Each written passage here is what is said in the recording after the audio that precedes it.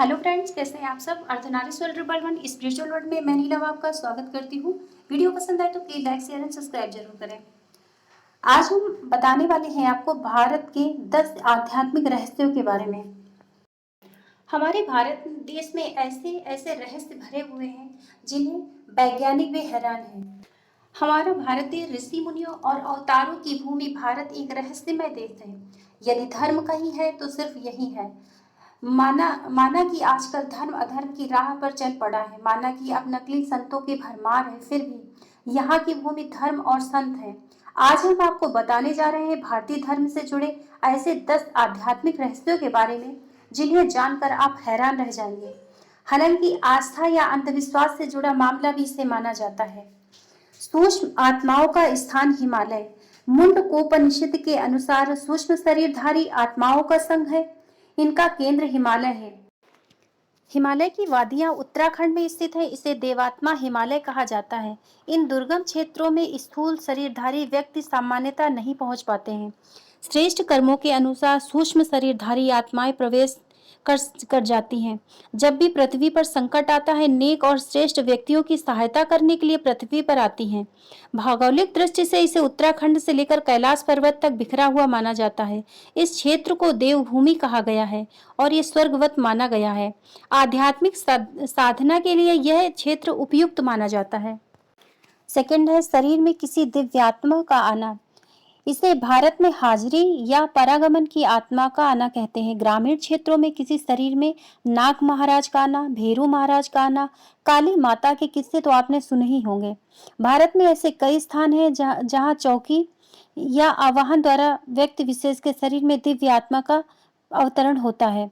फिर वह अपने स्थान या गद्दी पर बैठकर लोगों को इनका मूल या भविष्य बताते हैं और कुछ हिदायतें भी देते हैं। हालांकि इन लोगों में अधिकतर नकली भी होते हैं, लेकिन कुछ ऐसे भी हैं जो सत्य में है, लोगों की मदद करती हैं। ये आत्माएं लोगों के दुख दर्द दूर करती हैं और कई जगह तो इनका मेला भी लगता है। चमत्कारिक संत और उनकी समाधि। शंकराचार्य गुरु मत्स्यनाथ, गुरु गोरखनाथ, गोगादेव, जाहरवीर, झूलेलाल, वीर तेजा जी महाराज, शिरडी साईं बाबा, सेगांव वाले बाबा, नीम करौली वाले बाबा, ओशो रजनीश आदि हजारों ऐसे संत और महापुरुष हुए हैं जिनके कारण भारत को एक पहचान मिली है। माना जाता है उक्त संतों या दिव्य पुरुषों की समाधि पर जाकर सभी संकटों का हल नजर आने लगता है। सूर्य विद्या से भूख और प्यास पर कंट्रोल। आज भी धरती पर कई ऐसे लोग हैं जिन्होंने वर्षों से भोजन नहीं किया है, लेकिन वे सूर्य के योग के बल पर आज भी स्वस्थ और जिंदा हैं। प्राचीन काल में ऐसे कई सूर्य साधक थे जो सूर्य को उपासना के बल पर न कि सिर्फ भूख प्यास से मुक्त थे, बल्कि सूर्य शक्ति से इतनी ऊर्जा हासिल कर लेते थे कि वो किसी भी प्रकार का चमत्कार कर सकते थे। उन्हीं में सुग्रीव के भाई बाली भी थे। उसमें ऐसी शक्ति थी कि जो उससे लड़ता था उसकी आधी शक्ति वह छीन लेता था। वर्तमान समय में प्रहलाद जानी इसका पुख्ता उदाहरण है। गुजरात के मेहसाणा जिले में प्रहलाद जानी एक ऐसा चमत्कार बन गए हैं जिनसे विज्ञान को चौतरफा उसमें चक्कर में डाल दिया है।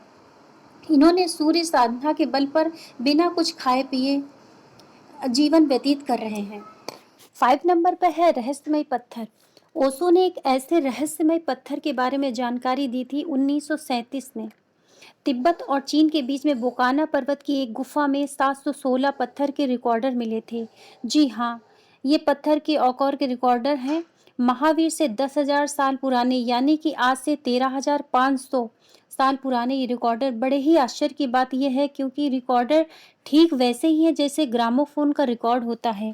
ठीक उसके बीच में एक छेद है और पत्थर पर ग्रूव्स हैं जैसे कि ग्रामोफोन के रिकॉर्डर पर होते हैं। अब तक ये राज खोला नहीं जा सका कि किस यंत्र पर बजाए जाते रहे होंगे या बजाया जा सकता है। अगर एक आध पत्थर का टुकड़ा होता तो संयोगिक भी हो सकता था, पर 716 हैं और सब एक जैसे हैं, जिनमें बीच में छेद है। सब में ग्रुप्स हैं। उनकी पूरी तरह से सफाई, धूल धुआं सब अलग कर दी गई। तब विद्युत यंत्रों में इसकी परीक्षा की गई। तब हैरानी हुई। उनमें प्रतिपल विद्युत की किरणें विकसित होती रही हैं। लेकिन क्या आदमी के पास आज से 1200 साल पहले ऐसी कोई व्यवस्था थी कि वह पत्थरों में कुछ रिकॉर्ड कर सके। आइए बात करते हैं नंबर 6 की। पुनर्जन्म। पुनर्जन्म या पूर्व जन्म के बारे में विस्तार से जानकारी भारतीय धर्म में ही मिलती है। आध्यात्मिक रहस्य का ये सबसे बड़ा पहलू है। यहूदी, ईसाई, इस्लाम जो पूर्व जन्म के सिद्धांत को नहीं मानते। हिंदू, जैन और बौद्ध धर्म, ये तीनों धर्म मानते हैं कि पुनर्जन्म एक सच्चाई है। हिंदू धर्म पूर्व जन्म पर विश्वास रखता है। इसका अर्थ है कि आत्मा एवं मृत्यु के निरंतर पुनरावर्तन की शिक्षात्मक प्रक्रिया से गुजरती हुई अपने पुराने शरीर को छोड़कर नया शरीर धारण करती है। यह भी मान्यता है कि प्रत्येक आत्मा मोक्ष प्राप्त करती है, जैसा गीता में कहा गया है। आधुनिक युग में पुनर्जन्म पर अमेरिका के वर्जीनिया यूनिवर्सिटी के वैज्ञानिक डॉक्टर इयान स्टीवेंसन ने 40 ईयर तक शोध करने के बाद एक किताब रीइंकॉर्नेशन एंड बायोलॉजी लिखी थी, जिसे सबसे महत्वपूर्ण शोध पुस्तक माना गया। ये रहस्य वर्षों से विचारकों को चिंतन के लिए प्रेरित करते हैं। कई विद्वान इस बात से सहमत हैं कि पुनर्जन्म संभव है। पुराने शरीर को छोड़कर आत्मा नया शरीर धारण करती है, उसे पुनर्जन्म माना जाता है। बात करें 7 नंबर की। योग की सिद्धियां। कहते हैं कि नियमित यम, नियम और योग के अनुशासन से जहां उड़ने की शक्ति प्राप्त की जा सकती है, वहीं दूसरों की मन की बातें भी जानी जा सकती हैं। परा और अपरा सिद्धियों के बल पर आज भी ऐसे कई लोग हैं जिसको देखकर हम अचरज में पड़ जाते हैं। सिद्धि का अर्थ। सिद्धि शब्द सामान्य अर्थ है सफलता। सिद्धि अर्थात किसी कार्य विशेष में पारंगत होना। सिद्धि शब्द का अर्थ है चमत्कार या रहस्य समझा जाता है, लेकिन योगा अनुसार सिद्धि का अर्थ इंद्रियों की पुष्टता और व्यापकता होती है, अर्थात देखने, सुनने और समझने की क्षमता का विकास। परा और अपरा सिद्धियां। सिद्धियां दो प्रकार की होती हैं, एक परा सिद्धि और दूसरी अपरा सिद्धि। विषय संबंधी सब प्रकार की उत्तम, मध्यम और अधम सिद्धियां अपरा सिद्धि कहलाती हैं।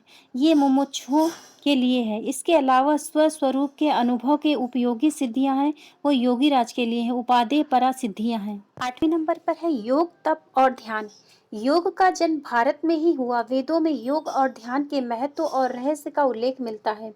भगवान बुद्ध और पतंजलि ने योग ध्यान को व्यवस्थित रूप दिया।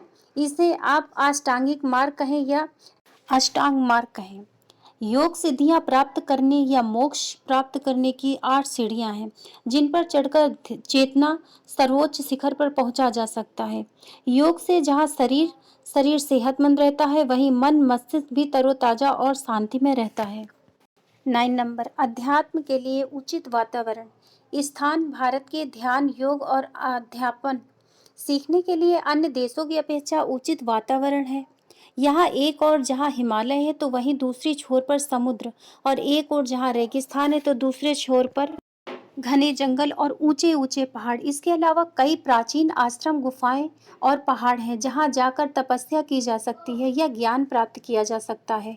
आध्यात्म की इसी तलाश के लिए हजारों विदेशी आकर भारत के वातावरण से मंत्रमुग्ध हो जाते हैं। भारत में बहुत सारी प्राचीन गुफाएं हैं, जैसे बाघ की गुफाएं, अजंता एलोरा की गुफाएं, एलिफेंटा की गुफाएं आदि। मध्य प्रदेश के रायसेन जिले में स्थित पुरा पाषाणिक भीमबेल की गुफाएं भोपाल से 46 किलोमीटर की दूरी पर स्थित है। विंध्य पर्वत मालाओं से घिरी हुई है। भीमबेटका की गुफा बहुत प्राचीन है। और अब बात करते हैं नंबर 10 की। नंबर 10 पर है रहस्यमय किताबें। दुनिया की प्रथम पुस्तक होने का गौरव प्राप्त है यज्ञवेद को। भारत में आध्यात्म और रहस्यमय ज्ञान की खोज यज्ञवेद काल से ही हो रही है, जिसके चलते यहाँ ऐसे संत दार्शनिक हुए जिनके लिखे हुए तोड़ दुनिया में कहीं और नहीं मिलेगा। उन्होंने जो भी लिख दिया वह अमर हो गया। वेद, उपनिषद, महाभारत, रामायण, मनुस्मृति और पुराणों के अलावा उपनिषद की कथाएं, पंचतंत्र, बैताल या बैताल पचीसी, जातक कथाएं आदि लाखों ऐसी किताबें हैं जिनके दम पर आज विज्ञान की तकनीक आदि सभी क्षेत्रों में प्रगति हुई और हो रही है। आज का वीडियो यहीं तक। वीडियो अगर पसंद आए तो please like, share and subscribe जरूर करें। ओम नमः शिवाय। मिलते हैं अगले वीडियो में।